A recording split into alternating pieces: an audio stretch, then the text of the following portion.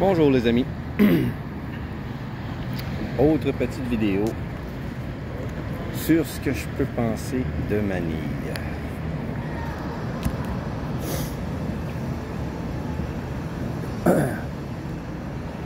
Je fais un rappel en même temps.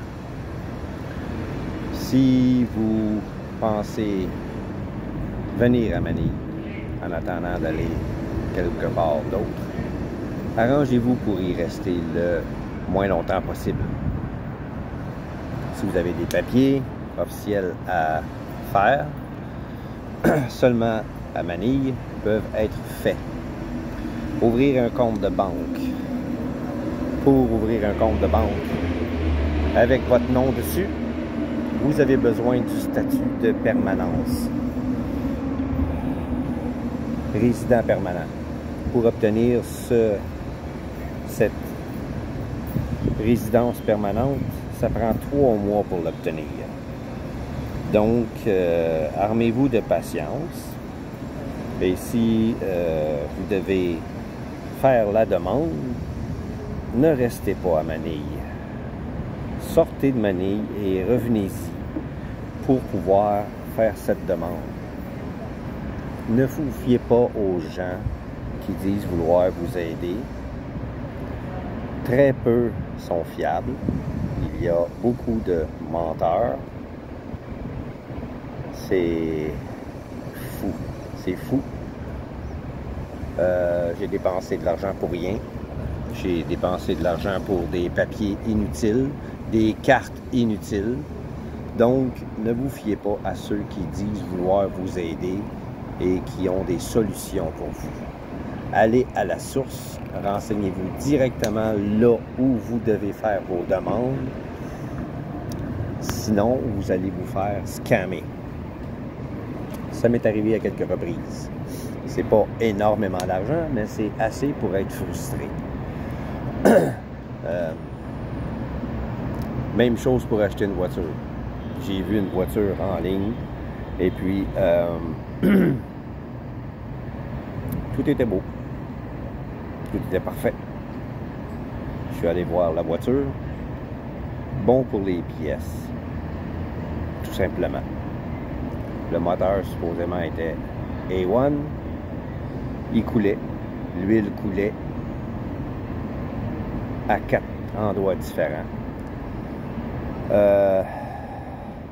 Quand il a parti l'air conditionné, le compresseur faisait un bruit d'enfer et le moteur en arrachait. Une vitre devait être simplement craquée sur le côté. Elle était complètement sortie de ses gonds, tapée partout. Les sièges étaient poussiéreux, sales. L'extérieur, la peinture était mat.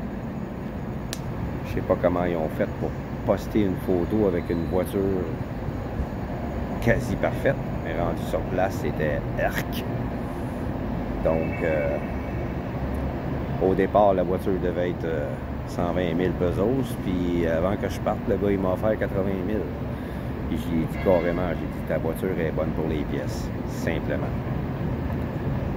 Je m'asserais même pas sur la route avec. Donc, un autre menteur. Ne vous fiez pas à personne. Si vous allez à un bureau du gouvernement, ne parlez à personne à l'extérieur. Il y a des facilitateurs qui vont vous demander un prix exorbitant pour vous aider. Je vais reparler de cet exemple. Je devais aller me chercher une carte ACR rouge pour ouvrir un compte de banque, selon ce que la banque m'avait dit. Et puis, le prix que j'ai payé pour cette carte est 4200 pesos, je crois. Le facilitateur à l'extérieur m'en demandait 25 000. Donc, ne parlez à personne à l'extérieur d'aucun bureau gouvernemental ou municipal. Si c'est le cas, rentrez directement à l'intérieur et répondez tout simplement « I don't need help ». Et ne vous arrêtez pas pour leur parler. Continuez de marcher tout en disant que I don't need help. Si vous arrêtez, ils vont vous prendre par le bras. C'est pas plus compliqué que ça. Ne parlez pas aux facilitateurs à l'extérieur. Ne vous arrêtez pas pour leur parler, pour leur expliquer quoi que ce soit. Ils vous demandent pourquoi vous êtes là. Ne leur dites pas. I don't need help. Thank you. Sans vous arrêter. Toujours en marchant. Même chose si vous êtes sur la rue et que vous avez votre valise en main, une valise, quoi que ce soit, et que quelqu'un arrête, un tricycle, une moto, qui vous demande si vous voulez un ride. Ne vous arrêtez pas et ne le laissez surtout pas prendre votre valise. Il ne la volera pas, mais il va la mettre sur son bicycle. Vous êtes obligé de le suivre. Vous allez avoir de la difficulté à reprendre votre valise. Ça va être une négociation et puis peut-être vous allez être obligé de combattre. Pas vous battre, mais de combattre. Et d'appeler un agent de sécurité, il y en a partout. Et puis c'est un paquet de problèmes. Ne laissez personne prendre votre valise si vous marchez sur la rue.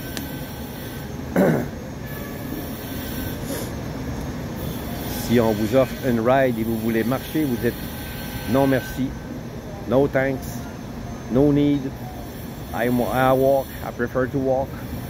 Parlez, mais tout en marchant. Encore une fois, ne vous arrêtez pas. C'est trop facile pour eux de vous embarquer et vous demander un prix exorbitant. Une ride de vélo, une ride de moto, habituellement, c'est 80, 100 pesos.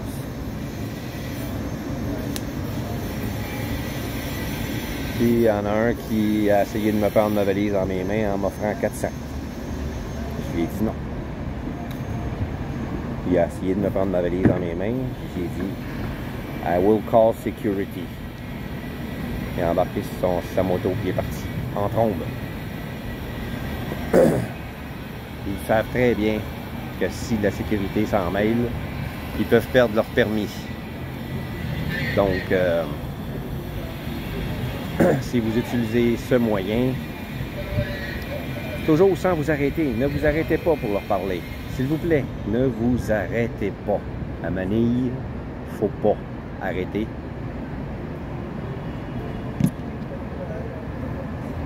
Autre chose, les prix du loyer, des loyers sont dans les hôtels, c'est exorbitant.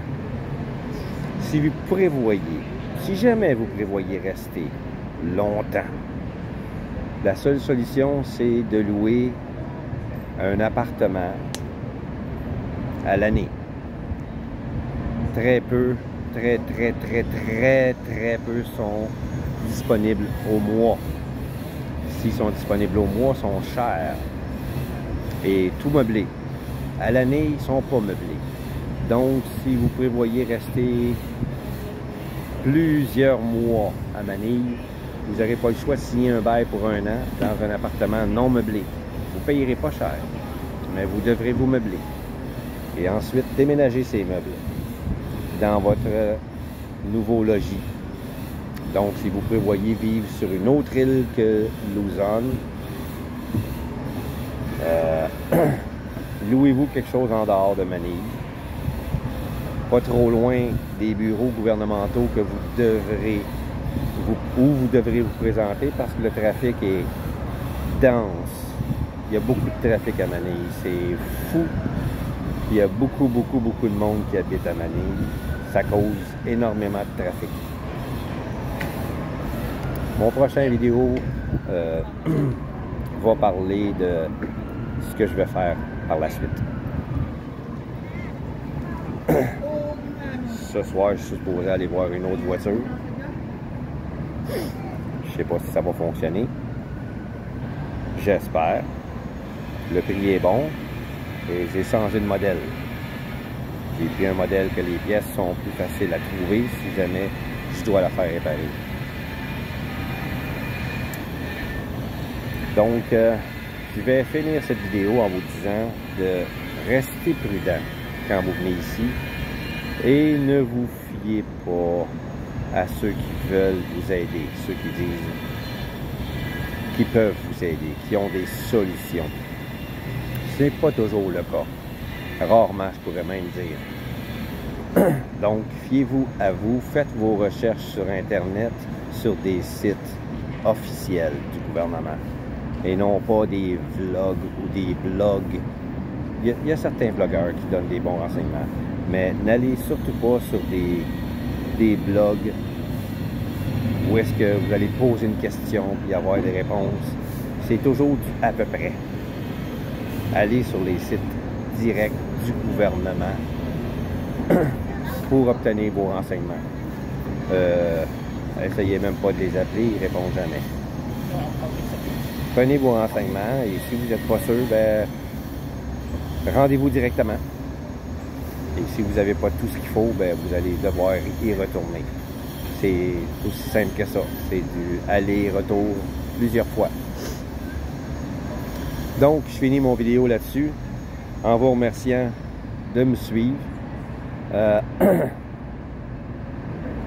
vais donner des nouvelles bientôt à propos de la voiture. Et puis, mon prochain vlog va parler de ce que je vais faire dans la semaine qui suit, dans les jours qui suivent.